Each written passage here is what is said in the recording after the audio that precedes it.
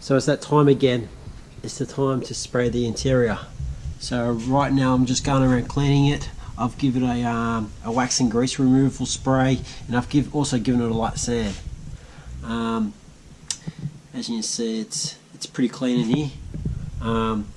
So next I'll go around and I'll tape up everything, all the wires, and try to get rid of what I can, so I've got a fairly blank surface to spray on. So after many hours, and I'll tell you, I started this job probably 2 weeks ago, just masking it up, coming home every day after work and doing a little this and a little that, and trying to prepare the job right.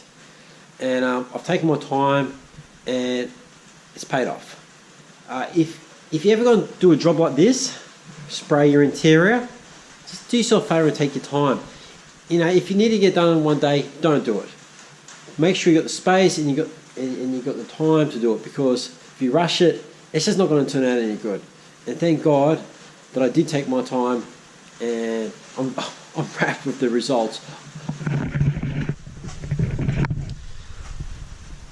That's the results. As you can see, it's a hammer paint. Now, I was going to paint it the same color as my engine bay, but I found that if with this interior, if I sprayed it with the engine bay paint, everything would show up, everything. And the hammer paint has really disguised it well. It has stuck really well, so it's very durable. So I would recommend painting your interior, if you're not going to run an interior, in hammer paint. Now, I was tossing between black and this charcoal grey, and I decided to go this colour because it reminded me of the carpet, and it seems to blend in quite well with the door liner and everything else. So the wires were great. I didn't take out many of the wires. I just taped them really well, and I spent a lot of time making sure the paint there was great coverage. 2 coats and 10% thinners. That's what they recommended.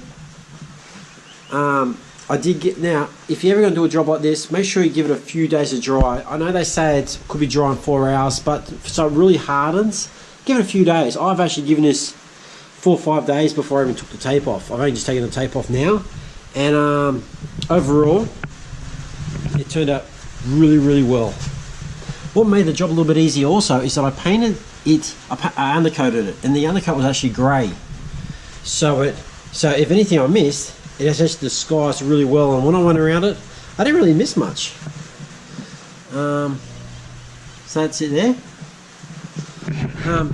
So for anyone that wants to save some money and, you know, be a bit more hands-on with restoring their car, do stuff like this, because you can do it, and it's very easy. Like I said in my previous video of the painting of the engine bay, just go to your local paint shop and get their professional advice, and quite often I'll print out a sheet for you of the thinners and how to prepare the job and drying time and so forth. So anyway, please like and subscribe, and until the next video. If you want to watch one of my previous videos, I recommend the drag racing one, because it's quite entertaining, and you'll be able to compare those numbers with what your car is doing. Alrighty then, until next time, see ya.